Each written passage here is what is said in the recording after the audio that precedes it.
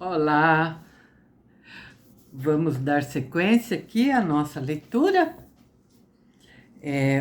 Hoje eu vou ler para vocês uma parte do capítulo 52, porque ele é longo, então vou dividir, tá bom? Elizabeth recebeu a resposta à sua carta tão depressa quanto ela o poderia desejar.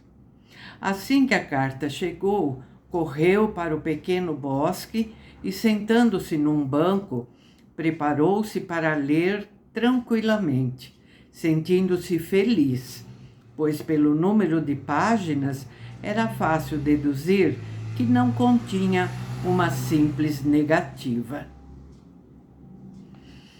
Então aí vai a carta. Rua Grace Church, 6 de setembro. Minha querida sobrinha, acabo de receber sua carta e dedicarei toda esta manhã a escrever a minha resposta, pois prevejo que em poucas linhas não poderei transmitir tudo o que tenho para dizer. Devo confessar que seu interesse me surpreende. Não pense que estou zangada, pois o que eu quero dizer é que não esperava que essas informações fossem necessárias. Se prefere não compreender o que digo, desculpe a impertinência.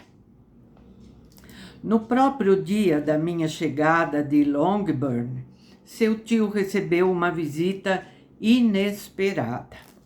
O Sr. Darcy veio à nossa casa e permaneceu em conferência com ele durante várias horas. Quando entrei, já tudo isso se tinha passado, e por essa razão a minha curiosidade não foi tão intensamente despertada como a sua parece ter sido. Ele veio para dizer ao seu tio que tinha descoberto o paradeiro do Sr. Wickham e de sua irmã, e que já os tinha visto e conversado com ambos, com Wickham várias vezes e com Lídia apenas uma.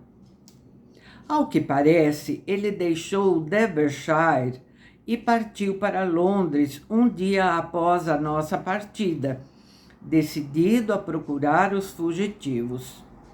O motivo alegado era a sua convicção de que fora por sua causa que o caráter de Wickham não tinha sido convenientemente revelado, de modo a impedir que uma garota decente o amasse e confiasse nele.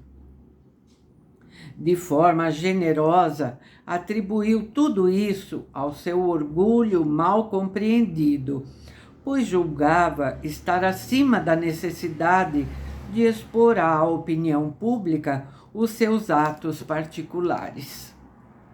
Seu caráter respondia por ele.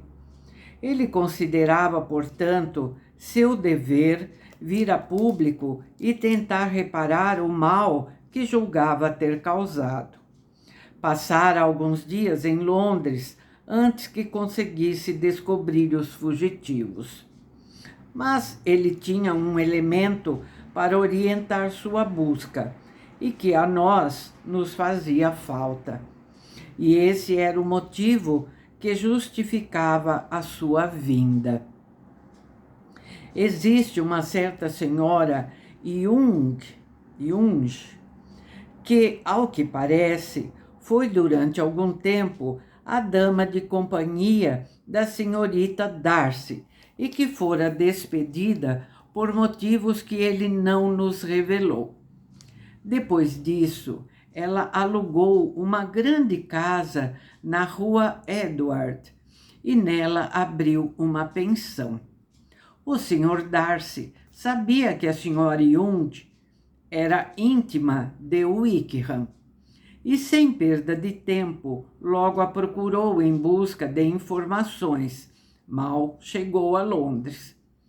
Porém, levou 2 dias para obter dela o que desejava. Suponho que essa mulher não estava disposta a trair o segredo que lhe fora confiado, sem receber com isso uma compensação, pois ela sabia perfeitamente onde estava o seu amigo. Wickham a procurara assim que chegara a Londres, e se ela tivesse vaga, seria em sua casa que ele se instalaria. Por fim, nosso bom amigo conseguiu obter o endereço desejado. O Sr. Darcy esteve com Wickham e, em seguida, insistiu para ver Lídia. Seu primeiro objetivo para com ela fora persuadi-la a abandonar tão triste situação e voltar para junto de sua família, assim que esta consentisse em recebê-la, oferecendo todo o seu auxílio nesse sentido. Mas ele encontrou Lídia absolutamente decidida a conservar-se onde estava. Ela não queria saber da família, não precisava do auxílio dele e por coisa alguma desta vida abandonaria o Wickham. Estava certa de que se casariam mais cedo ou mais tarde e que a data não tinha importância.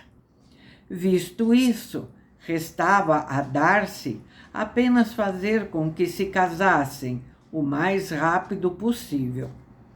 Logo na primeira conversa que tivera com Wickham, ele compreendera que nunca fora essa a sua intenção.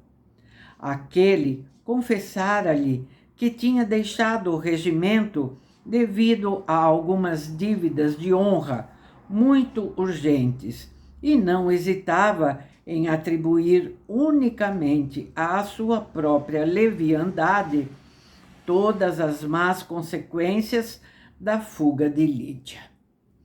Tinha também a intenção de deixar o cargo imediatamente.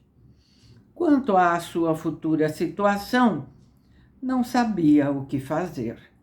Precisava ir para algum lugar, mas não sabia para onde.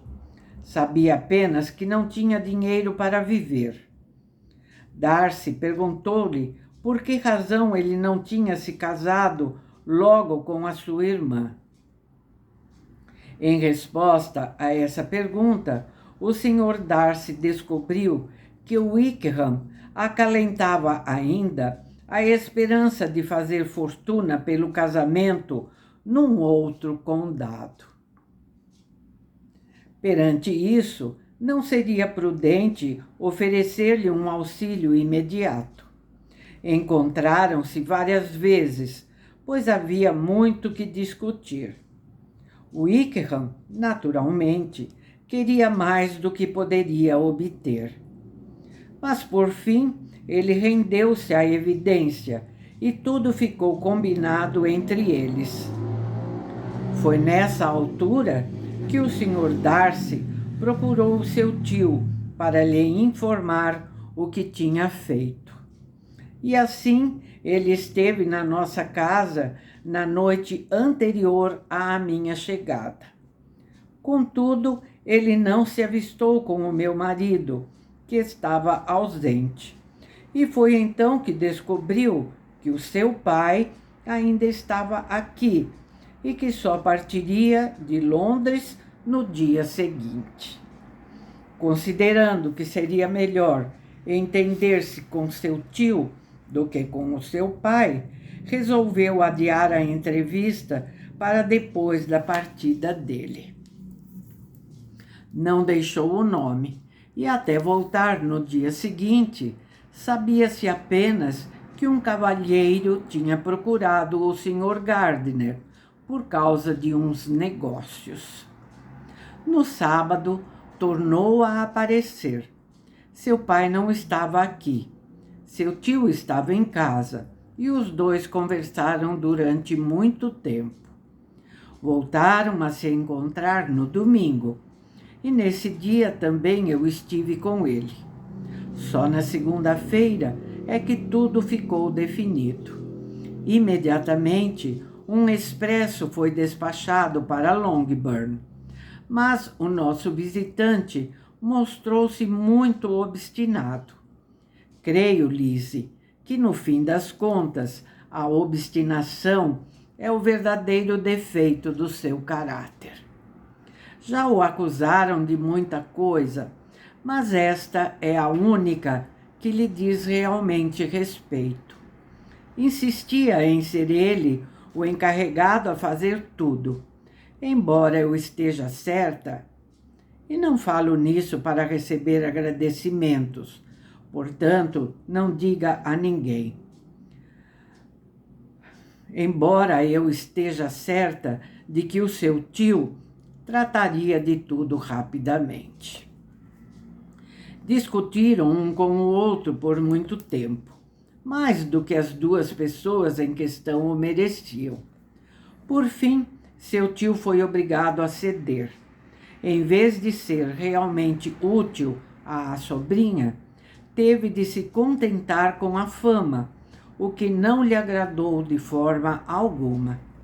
Creio que a sua carta de hoje lhe deu um grande prazer, pois exigia uma explicação que o despojaria de falsos méritos, restituindo a glória a quem merece. Mas, Lizzie, isso deve ficar entre nós. E vá lá, também Jane. Suponho que saiba o que foi feito pelo jovem casal. As dívidas de Wickham, que montam, creio eu, para além de 1.000 libras, necessitavam ser pagas. Outras 1.000 eram necessárias para o dote de Lídia. E a sua fiança ao cargo, que pretende, seria de ser paga também. O motivo alegado para fazer tudo isso foi o que eu mencionei acima.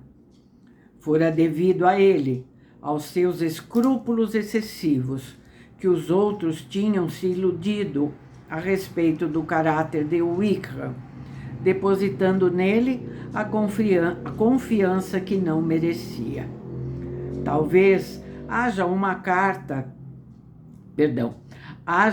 certa verdade em tudo isso, mas eu duvido que o seu silêncio ou o silêncio de qualquer outra pessoa possa ter sido a causa do sucedido. Mas, apesar de todo esse belo discurso, minha querida Lizzie, pode estar certa de que o seu tio nunca teria cedido se não tivesse julgado que o Sr. Darcy tinha um outro interesse no assunto. Quando tudo se resolveu, ele voltou de novo para junto dos amigos que o aguardavam em Pemberley, mas ficou combinado que voltaria a Londres no dia do casamento, para dar um avanço nos assuntos de dinheiro. Creio que já a pus a par de toda a história. É um relato que, pelo que vejo, pela sua carta, a surpreenderá bastante. Espero, pelo menos, que não te cause qualquer dissabor. Lídia veio para nossa casa e o Wickham vinha toda hora aqui. Achei-o exatamente como quando o conheci em Hertfordshire, mas a conduta de Lídia não poderia ter me desagradado mais. Segundo a carta de Jane, condiz com o seu procedimento em Longbourn. Portanto, não hesito em pensar que o que lhe conto não lhe causará um novo desgosto. Tentei muitas vezes tocar o coração dela, mostrando-lhe o mal que tinha feito e toda a infelicidade que causara à família. Se ela me ouviu, foi por acaso. Estou certa de que não prestou qualquer atenção ao que lhe disse. Por várias vezes me senti irritada.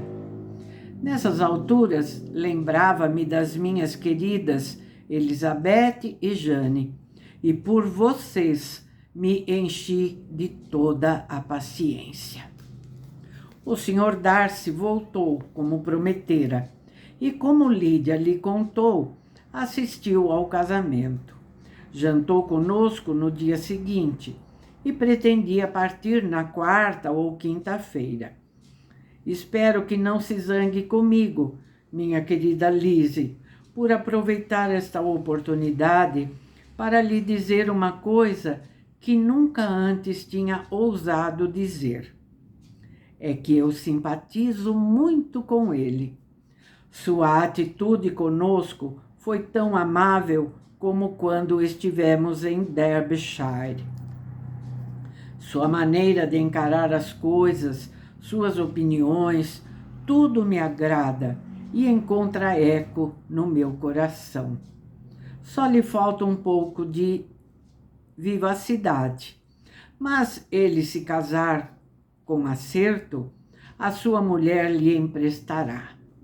Achei-o muito astuto. Quase nunca mencionou o seu nome, mas a astúcia parece estar na moda. Espero que me perdoe se me mostrei muito ousada, ou pelo menos não me castigue a ponto de me excluir de... Nunca me sentirei inteiramente feliz enquanto não tiver percorrido todo aquele parque. Não posso continuar, pois as crianças me esperam há meia hora. A sua tia muito afetuosa, M. Gardner.